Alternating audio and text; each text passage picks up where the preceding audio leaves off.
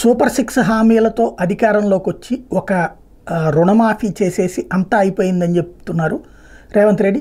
అది మంచి విషయమే. లక్షన్నర అట్లా రేపు 2 లక్షలు తగ్గించినా కూడా మంచి విషయమే. కానీ మిగతావన్నీ చాలా ఉన్నాయి. ఆశలు కూడా 100 రోజుల్లోనే పూర్తి చేస్తామన్నారు. అది ఆలస్యం అవుతుందన్నటువంటి విషయాన్ని జాగ్రత్తగా దాచేస్తున్నారు హడావిడి.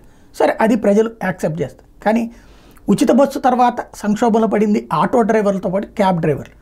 అది ఒక ఎత్తు. ఆ ఇంపాక్ట్ మొన్నటి పార్లమెంట్ ఎన్నికల్లో కనబడింది. 14 స్థానాలు గెలుద్దాం అనుకుంటే 8 దగ్గర ఆగిపోవాల్సినటువంటి పరిస్థితి వచ్చింది. అయితే ఇప్పుడు ఇంకొక సమస్య, ఎయిర్పోర్ట్లో క్యాబుల ఉద్యమం జరుగుతుంది. శంషాబాద్ ఎయిర్పోర్ట్లో క్యాబుల ఉద్యమం ఏంటి అంటే, ఇతర రాష్ట్రాల నుంచి వచ్చిన వాళ్ళు కూడా శంషాబాద్ ఎయిర్పోర్ట్ దగ్గర క్యాబులు నడుపుతున్నారు. అంటే సాధారణంగా ఈ క్యాబులు ఎట్లా ఉంటాయి అంటే, కార్లు కొనుక్కునేటటువంటి వాళ్ళు వేరే రాష్ట్రాల్లో కొనుక్కుని ఆ తర్వాత ఇక్కడికి తెచ్చుకోవడం ఇట్లాంటిది కూడా ఉంటుంది. అసలు వేరే రాష్ట్రాల్లో క్యాబులు నడిపే వాళ్ళు కూడా శంషాబాద్ ఎయిర్పోర్ట్కి వచ్చేస్తున్నారు. వాటిని అలౌ చేయడానికి వీలేదు, లోకల్ క్యాబులు మాత్రమే ఉండాలి అంటూ తెలంగాణ సెంటిమెంట్ను రైజ్ చేస్తూ తెలంగాణ క్యాబ్ డ్రైవర్లు ఉద్యమం ప్రారంభించారు. ఇక్కడ కాదంటేనేమో తెలంగాణ సెంటిమెంట్, అవునంటేనేమో మిగతా వాళ్ళు కూడా ఇక్కడోళ్లే, డ్రైవర్లు ఎక్కడోళ్లే, క్యాబులు అక్కడే అయ్యి ఉండొచ్చు.